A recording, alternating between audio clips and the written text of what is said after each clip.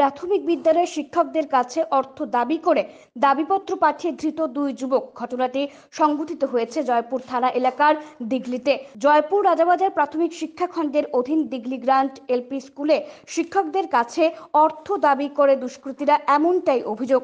জানা যায়, গত 15 ফেব্রুয়ারি স্কুলে গিয়ে প্রধান শিক্ষক সন্তোষ আচার্য দরজা খুলে দেখেন একটি চিঠি কক্ষের ভেতরে পড়ে রয়েছে। তিনি সেই চিঠি পড়ে হতচকিত হয়ে যান। এতে 15 লক্ষ টাকা দাবি করে এডিএফডিএস একটি সংগঠনের কর্তা। প্রধান শিক্ষক বিষয়টি বিভাগীয় ঊর্ধ্বতন কর্তৃপক্ষের নজরে আনেন। শিক্ষা বিভাগের পক্ষ থেকে জানানো হয় জেলা পুলিশ সুপারের কাছে।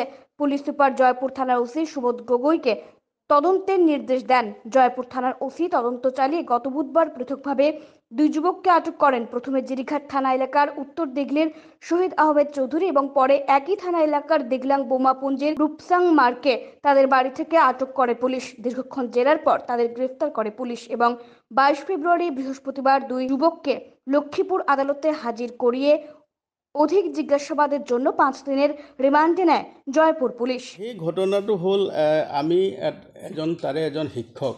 এজন শিক্ষকৰ ঘৰত তেওঁলোকে এখন চিঠি দিছিলে আৰু চিঠি দি তেওঁলোকে এটা ৰেঞ্চম টকা দাবী কৰিছিলে, ধন দাবী কৰিছিলে। এই চিঠিখন লাভ কৰি গোটেই চিঠিখন আমি অনুসন্ধান কৰিলোঁ। এটা অনামী আৰু এটা কোনো নাম নোহোৱা এটা সংগঠনৰ DSS এনেকুৱা ধৰণৰ এটা সংগঠনৰ নাম তেওঁলোকে দি লৈছিলে আৰু দি লৈ তেওঁলোকে এই সংগঠনটোৰ জৰিয়তে তেওঁলোকে ইলিগেলি অবৈধভাৱে ধন লাভৰ কাৰণে তেওঁলোকে চেষ্টা কৰিছে। তেনেকুৱা কোনো সংগঠনো ইয়াত জন্ম হোৱা নাই আৰু কোনো সংগঠন হোৱাও নাই আৰু তেওঁলোকক আমি ধৰিবলৈ সক্ষম হৈছোঁ, তেওঁলোকক এৰেষ্ট কৰিছোঁ, তেওঁলোকে নিজে স্বীকাৰো কৰিছে। গতিকে বিহিত আইনগত ব্যৱস্থা আমি তেওঁলোকৰ বিৰুদ্ধে গ্ৰহণ কৰিছোঁ, কঠোৰতম আইনগত ব্যৱস্থা গ্ৰহণ কৰিছোঁ।